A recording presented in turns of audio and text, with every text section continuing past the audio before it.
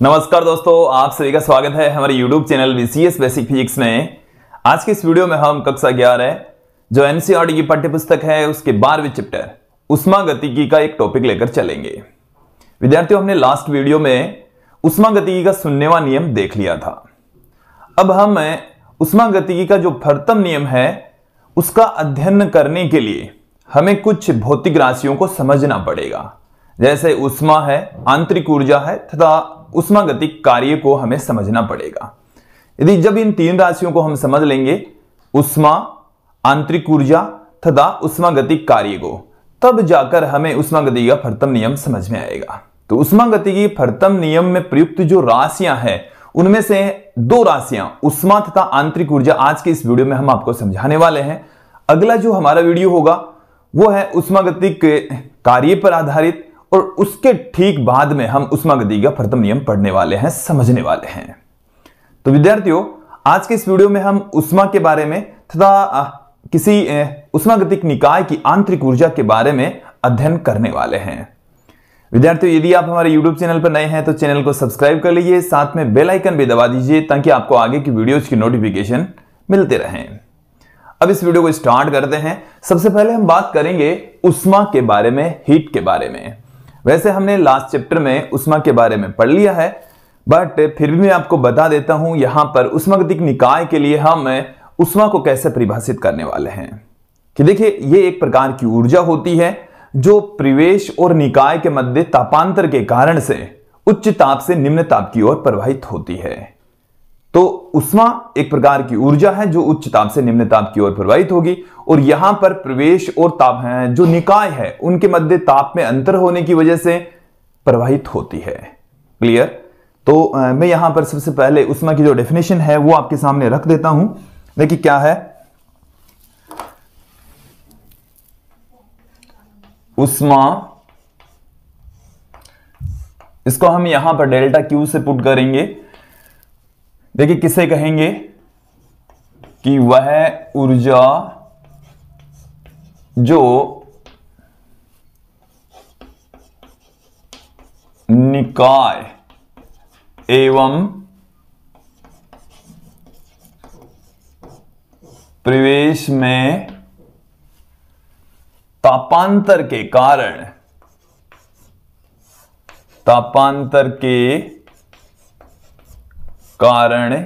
उच्च ताप से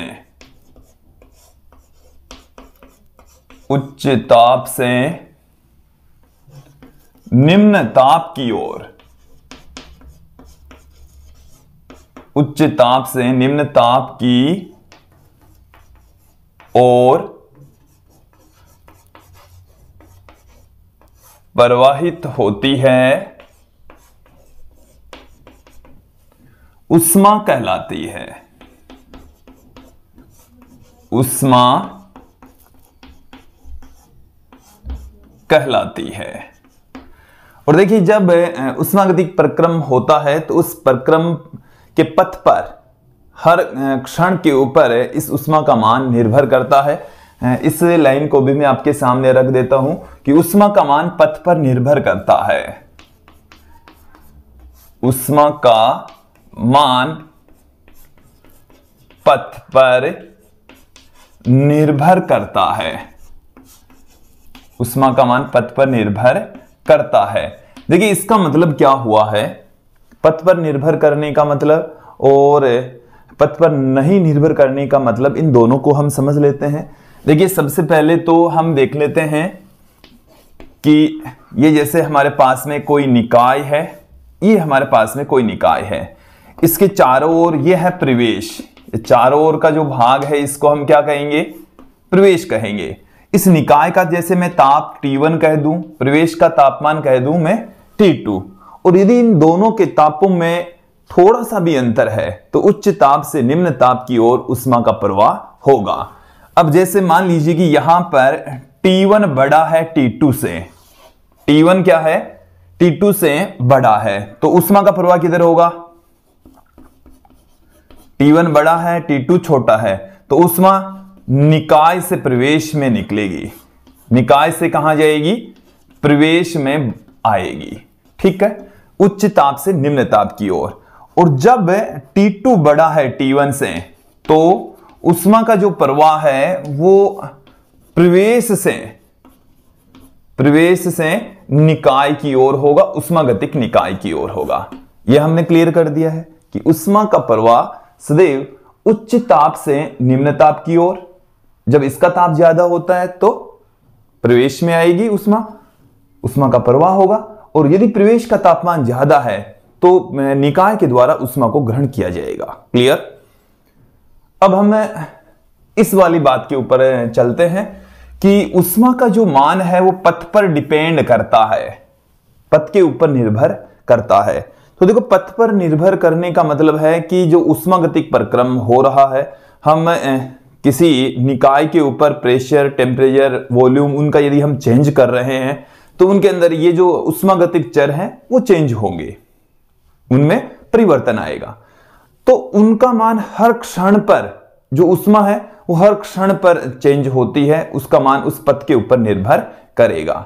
और यदि ऐसी भी सिचुएशन हो सकती है कि प्रारंभिक और अंतिम स्थिति पर ही डिपेंड करे, बीच में क्या हुआ क्या नहीं हुआ उससे यदि कोई लेना देना नहीं है, तो वो जो राशि होती है वो पथ पर निर्भर नहीं करती, पथ पर निर्भर नहीं करती। तो देखो यहां पर ध्यान देना, जैसे मैं बात करूं कि हमारे पास में ये कोई वस्तु है, ये कोई वस्तु है और ये कोई खुरदरा सरपेश है, तो इसको हम यहां से यहां पर लाएंगे और जिस रास्ते से लेकर आ रहे हैं उस रास्ते के ऊपर पथ पर निर्भर करेगा। जो जैसे मान लो कि लड़ने में काम करना पड़ रहा है, तो जितना आप पथ लंबा चलेगा कार्य उतना ही ज्यादा होगा। क्लियर। तो इसका मतलब है कि ऐसी सिचुएशन में जो कार्य का मान है वो पथ पर निर्भर करता है जब घर्षण बल काम कर रहा है। और कुछ ऐसे बल होते हैं जिनके अधीन जो कार्य है वो पथ पर निर्भर नहीं करता, जैसे गुरुत्वाकर्षण बल है, विद्युत बल है, चुंबकीय बल है, इनके अधीन जो कार्य है वो पथ पर निर्भर नहीं करता। तो यहां पर उष्मा के साथ में भी ऐसा ही है, इसकी जो वैल्यू है वो पथ पर निर्भर करती है, ये आपको ध्यान में रखना है।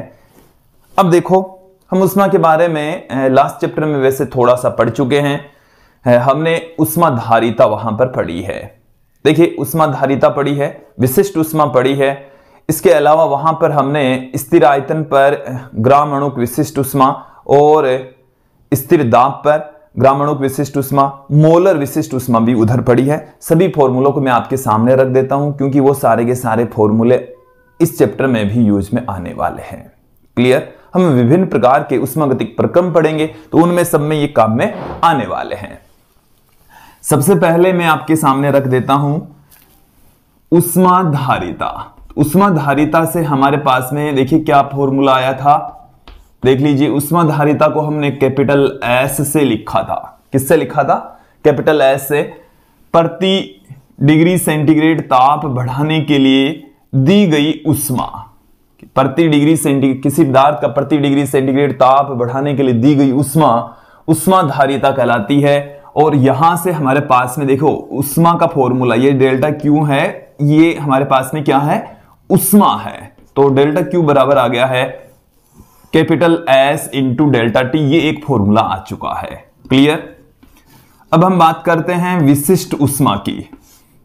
विशिष्ट उष्मा जिसको हमने स्मॉल एस से लिखा था, विशिष्ट उष्मा को हमने किससे पुट किया? स्मॉल एस से। और ये होती है प्रति एकांक द्रव्यमान का प्रति डिग्री सेंटीग्रेड ताप बढ़ाने के लिए दी गई उष्मा। प्रति एकांक द्रव्यमान का प्रति डिग्री सेंटीग्रेड ताप बढ़ाने के लिए दी गई उष्मा। तो यहां से डेल्टा क्यू बराबर हमारे पास में निकल कर आएगा एम एस डेल्टा टी। ये वाले फॉर्मूले भी आपको ध्यान में रखने हैं। अब देखो, स्थिर आयतन पर और स्थिर दाब पर जो विशिष्ट उष्मा है उसके फॉर्मूले क्या हो जाएंगे? स्थिर आयतन पर, स्थिर आयतन पर विशिष्ट उष्मा, ये जो फॉर्मूले हैं इनकी डेफिनेशन है वो हमने लास्ट चैप्टर में अच्छे से पढ़ ली है, फिर भी मैं आपको यहां पर फॉर्मूले बता देता हूं। तो स्मॉल सी वी बराबर होता है 1/m डेल्टा क्यू अपॉन में डेल्टा टी, और यह है नियत आयतन पर। इसी प्रकार से हम देखेंगे स्थिर दाब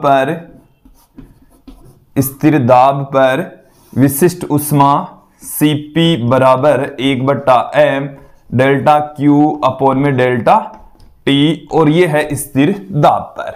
क्लियर। अब यहां पर हम मोलर विशिष्ट ऊष्मा की बात करते हैं। मोलर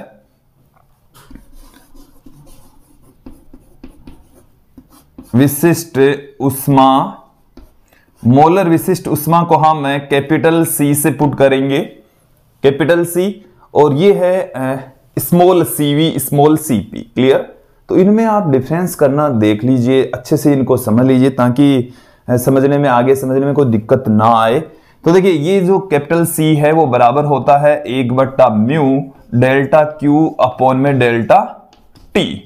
देखो इसका मतलब क्या है, ये है म्यू है मोलों की संख्या, तो प्रति एकांक मोल का प्रति डिग्री सेंटीग्रेड ताप बढ़ाने के लिए आवश्यक ऊष्मा मोलर विशिष्ट ऊष्मा कहलाती है। C से इसको प्रदर्शित करते हैं।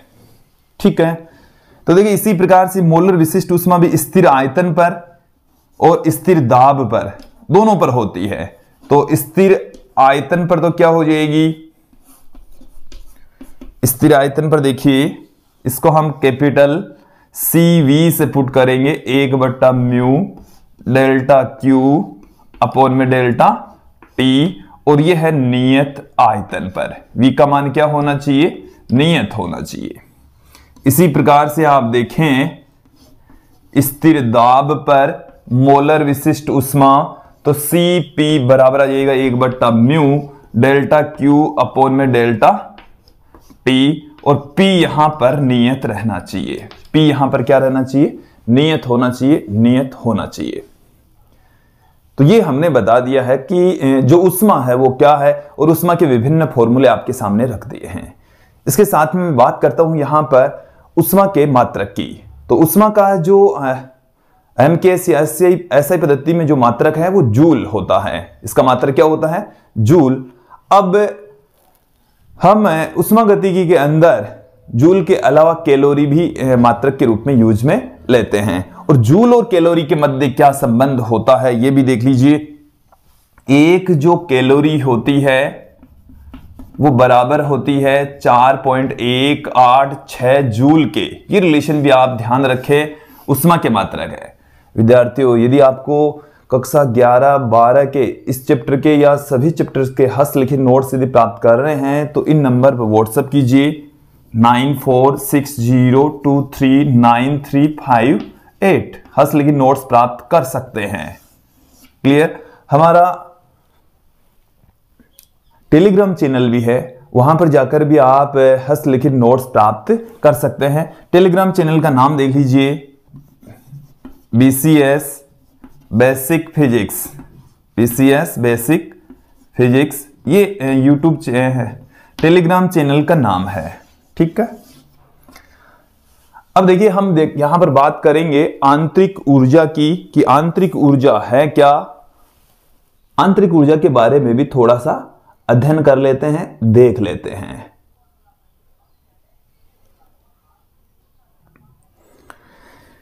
विद्यार्थियों अब हम यहां पर चर्चा करेंगे आंतरिक ऊर्जा के बारे में, कि आंतरिक ऊर्जा है क्या।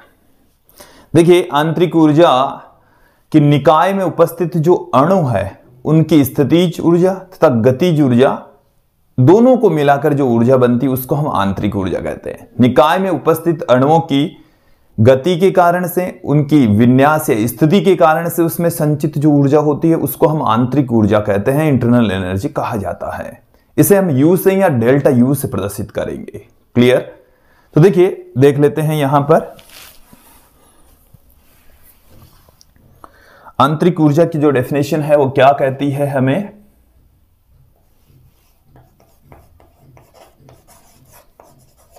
आंतरिक ऊर्जा, इसको हम U से प्रदर्शित कर रहे हैं। देखिए निकाय में उपस्थित अणुओं की गति के कारण तथा उनकी स्थिति या विन्यास के कारण संचित जो ऊर्जा है उसको हम आंतरिक ऊर्जा कहते हैं, इंटरनल एनर्जी कहा जाता है। तो डेफिनेशन में यहां पर आपके सामने पुट कर देता हूं कि निकाय में उपस्थित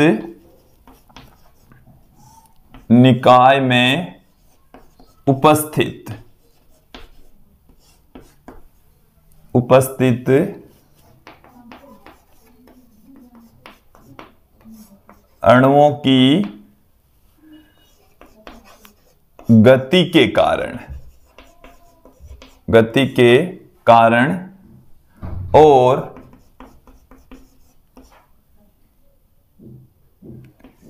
स्थिति या विन्यास के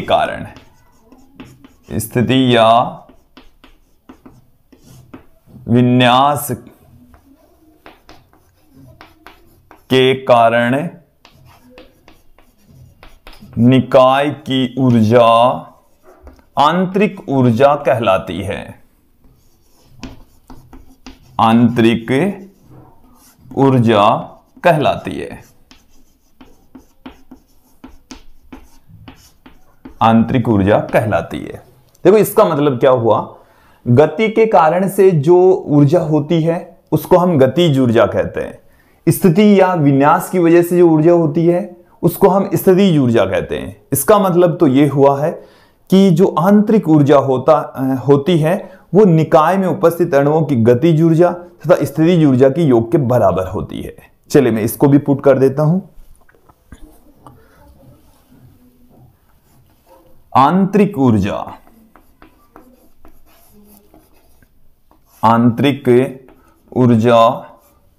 निकाय में उपस्थित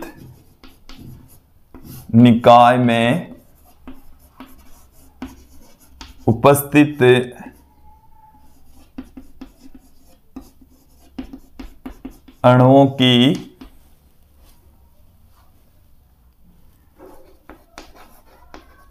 गतिज ऊर्जा, इसको हम यू के से पुट कर देंगे, वह स्थितिज ऊर्जा जो स्थिति या विन्यास के कारण से संचित होती है इसको हम यूपी से पुट कर देंगे कि योग के बराबर होती है। कि योग के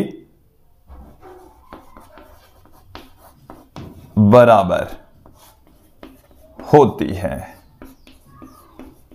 जैसे हम इस तरीके से भी लिख सकते हैं कि जो टोटल आंतरिक ऊर्जा है वो आंतरिक गतिज ऊर्जा तथा आंतरिक स्थितिज ऊर्जा दोनों की योग के बराबर होती है।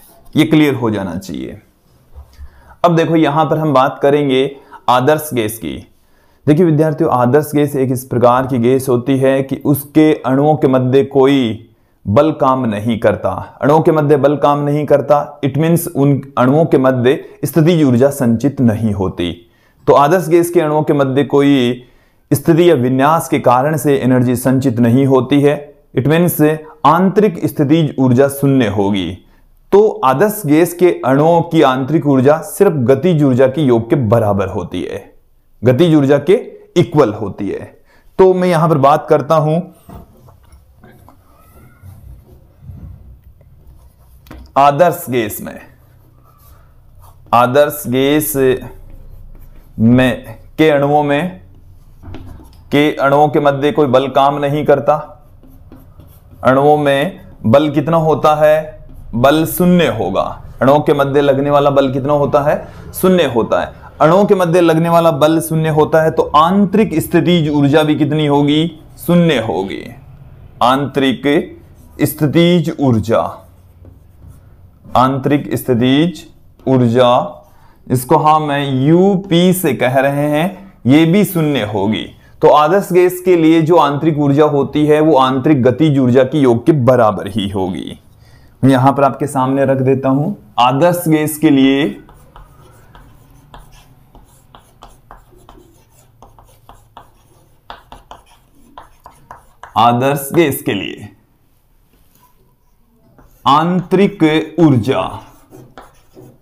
आंतरिक जो ऊर्जा है जिसको हम U से पुट कर रहे हैं ये बराबर होती है UK मतलब आंतरिक गतिज ऊर्जा के बराबर होती है।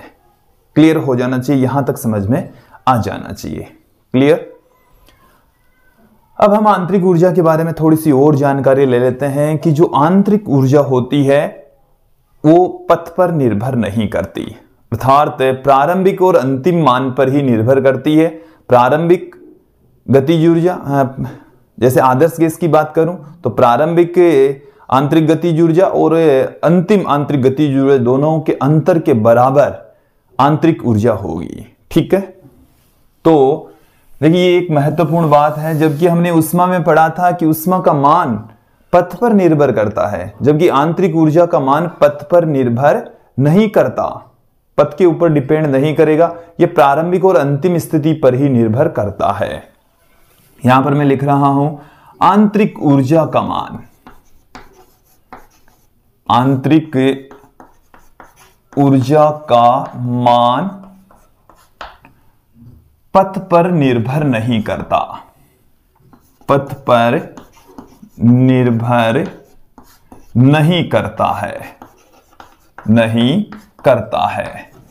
देखिए आंतरिक ऊर्जा का जो मान होता है वो प्रारंभिक और अंतिम आंतरिक ऊर्जाओं के अंतर के बराबर। जैसे आंतरिक ऊर्जा में परिवर्तन है, इसको मैं डेल्टा यू से पुट कर दूं, डेल्टा यू से, और ये जो डेल्टा यू है ये अंतिम आंतरिक ऊर्जा, अंतिम आंतरिक ऊर्जा, फाइनल आंतरिक ऊर्जा है ये, माइनस प्रारंभिक इनिशियल इंटरनल एनर्जी, दोनों के अंतर के बराबर होती है। ये वाली बात को भी आप ध्यान में रखें। इट मीन्स इसका मान है वो पथ पर निर्भर नहीं करता, अंतिम और प्रारंभिक स्थिति के ऊपर निर्भर करता है। एक महत्वपूर्ण बात और भी देखें आप, आंतरिक ऊर्जा का जो मान है वो ताप पर निर्भर करता है। ताप बढ़ेगा आंतरिक ऊर्जा बढ़ जाएगी, ताप घटेगा आंतरिक ऊर्जा भी घट जाएगी। तो देखें आंतरिक ऊर्जा का मान, आंतरिक ऊर्जा का मान ताप पर निर्भर करता है, ताप पर निर्भर करता है। किस पर डिपेंड करता है? ताप पर निर्भर करता है। ताप का मान बढ़ेगा तो आंतरिक ऊर्जा का मान भी बढ़ जाएगा, ताप घटेगा तो आंतरिक ऊर्जा का मान भी घट जाएगा। इसका मतलब ये हो गया है कि ये तापांतर पर, इसका मतलब क्या है? ताप पर निर्भर कर रहा है। इसका मतलब है प्रारंभिक और अंतिम ताप पर, प्रारंभिक व अंतिम ताप पर ही निर्भर करता है। बीच में क्या ताप रहा उससे कोई लेना देना नहीं है। तो ये आंतरिक ऊर्जा से रिलेटेड कुछ महत्वपूर्ण बातें हमने आपके सामने रखी है। आंतरिक ऊर्जा डेल्टा यू से प्रदर्शित की जाती है, ताप पर इसकी वैल्यू डिपेंड करती है, इसका मान पथ पर निर्भर नहीं करता। जब हम ऊष्मागतिकी का प्रथम नियम पढ़ेंगे तो उसमें हम ऊष्मा, आंतरिक ऊर्जा और कार्य के बारे में रिलेशन लिखेंगे। तीनों के बीच में एक रिलेशन ही ऊष्मागतिकी का प्रथम नियम होता है। तो हमने यहां पर दो राशियां पढ़ ली है, ऊष्मा और आंतरिक ऊर्जा। अगला जो वीडियो होगा उसमें हम लेकर आएंगे ऊष्मागतिक निकाय द्वारा किया गया कार्य, और जब हम तीनों पढ़ लेंगे ऊष्मा, आंतरिक ऊर्जा तथा कार्य, तो उसके पश्चात हम देखेंगे ऊष्मागतिकी का प्रथम नियम। विद्यार्थियों, आज के इस वीडियो में इतना ही। धन्यवाद दोस्तों।